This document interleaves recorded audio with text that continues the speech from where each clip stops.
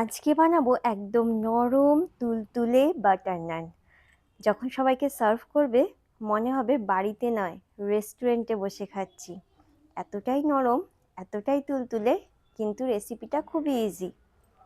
নিয়ে নিয়েছি 1.5 কাপ আদা, 1.5 কাপ ময়দা, দিয়ে দিলাম অল্প একটু চিনি আর পরিমাণ মতো নুন। হাতে ঘষে দিয়ে দিলাম বেশ খানিকটা জোয়ান আর 1/4 টেবিল স্পুন বেকিং সোডা। সবকটাকে ভালো করে মিশিয়ে এই পুরো ডোটা বানাবো দই দিয়ে। দিয়ে দিলাম 4 থেকে 5 বড় টেবিল স্পুন দই। এবারে পুরো জিনিসটাকে হাত দিয়ে মাখিয়ে নেব। এখানে কোনো রকম জলের ব্যবহার না করলেই ভালো, তবে দই কম পড়লে অল্প স্বল্প জল দেওয়াই যেতে পারে। আমার মনে হচ্ছিল আর একটু দই লাগবে, তাই আমি দই দিয়ে আবার ভালো করে ডোটা মেখে নিলাম। এই ডোটা একটু নরম চিটচিটে হবে, দেখেই বুঝতে পারছো।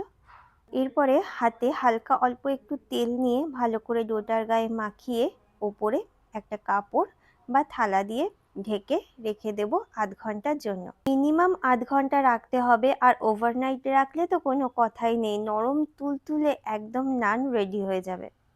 এবারে আর কিছুই না, হাতে একটু তেল নিয়ে ঝটাপট বেলে নিচ্ছি নানগুলো। হাতে দেখেছো কেমন চিটচিট করে লেগে যাচ্ছে?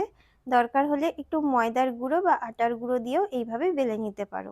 এই ডোটা খুবই নরম হয়, তাই একটু ময়দার গুঁড়ো বা আটার গুঁড়ো দিয়ে বেললে খুব সুন্দরভাবে বেলা যায়। আমি এখানে একটুখানি ওভাল শেপে লম্বা লম্বা করে রেস্টুরেন্টে যেরকম বাটার নান তৈরি করে সেরকমভাবে বেলেছি। তোমাদের যেমন ইচ্ছে শেপে, গোল, লম্বা বা চৌকো, যেরকম ইচ্ছে শেপে তোমরা বেলে নিতে পারো। বেশি পাতলা হবে না, বেশি মোটা হবে না। তারপরে বেলে নিয়ে মিডিয়াম ফ্লেমে রেখে এইভাবে তাওয়াতে দিয়ে ঢেকে দেব।